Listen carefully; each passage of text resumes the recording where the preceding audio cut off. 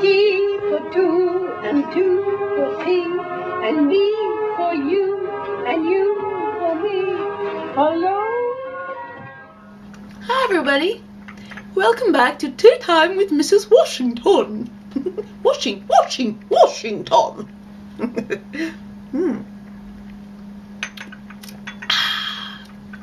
So, today's topic of conversation is going to be about my man's dysphoria. So, yeah.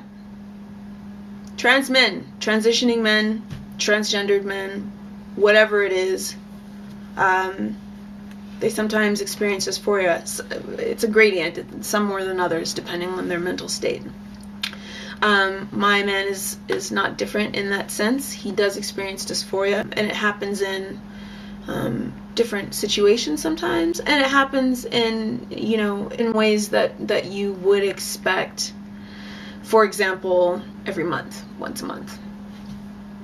If you're not a cis male, then your junk is a little bit different, and you have to deal with some shit that you don't want to have to deal with, generally. The kind of shit that women can put up with, you don't want to fucking put up with, because that's not your deal. That's not your business. You don't want to have anything to do with that. And that can be a cause of feelings of dysphoria, because, for my man, he completely forgets that shit's gonna happen every month, because he's 100% male in the brain, and so he just forgets. And then when it does happen, he's like, fuck, I completely forgot. And then, you've got the surge of sort of like female hormones that are invading the body that are just not a pleasant thing to experience when that's not how you feel mentally the majority of the time. And it just fucks with you. It fucks with you, doesn't make you feel good, and it's not something that any person on the more masculine end of the spectrum, they shouldn't have to deal with that kind of shit. So, triggers dysphoria, naturally. So in regards to the way that I help my man through that realm, those areas where he's not feeling 100% on point, I have a few different things that I do. Most of them come very naturally to me. But to address first the way that he acts when he's feeling dysphoric is to generally just withdraw.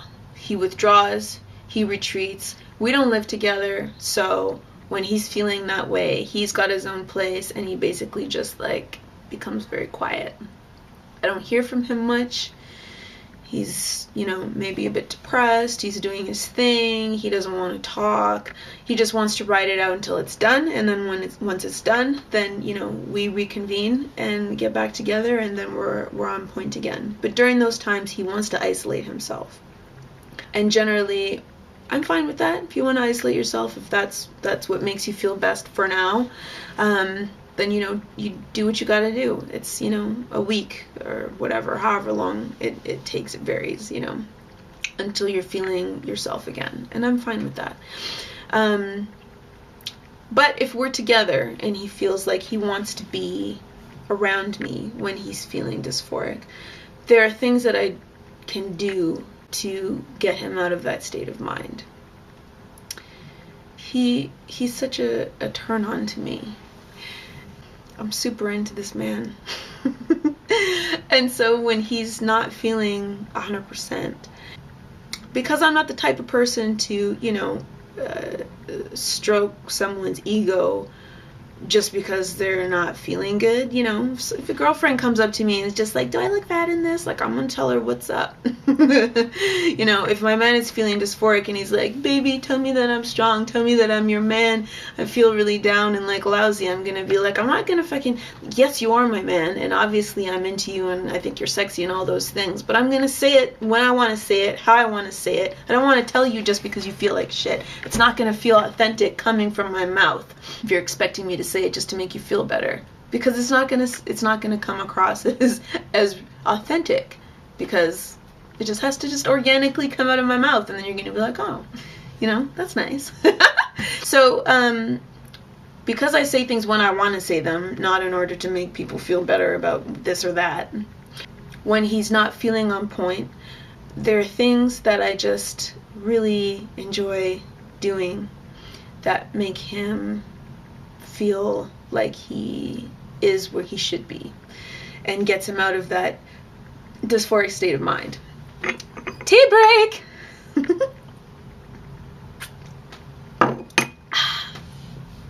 One of those things is I want to feel his weight on top of me. So I'm going to drag that motherfucker to bed.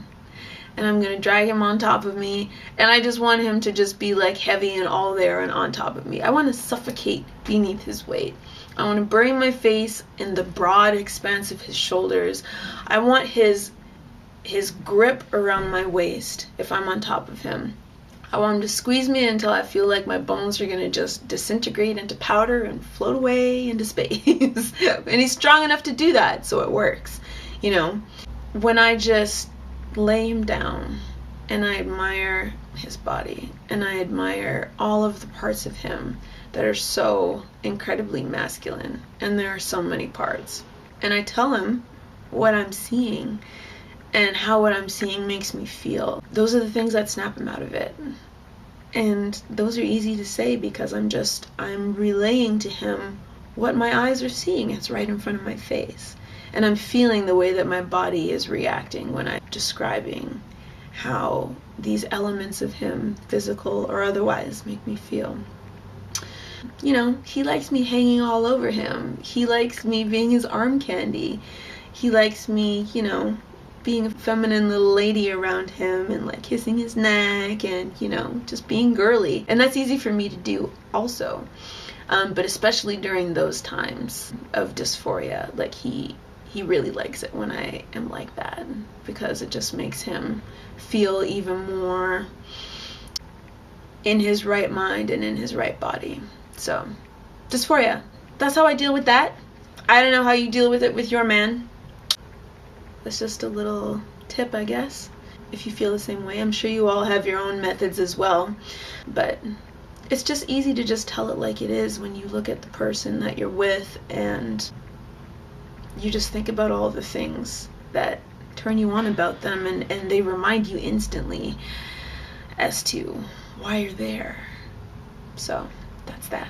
That's the end of that video. And nice talking to you. Tune in next time for a new topic with Mrs. Washington for new tea. It's always the same tea. It's not a new tea. It's bamboo.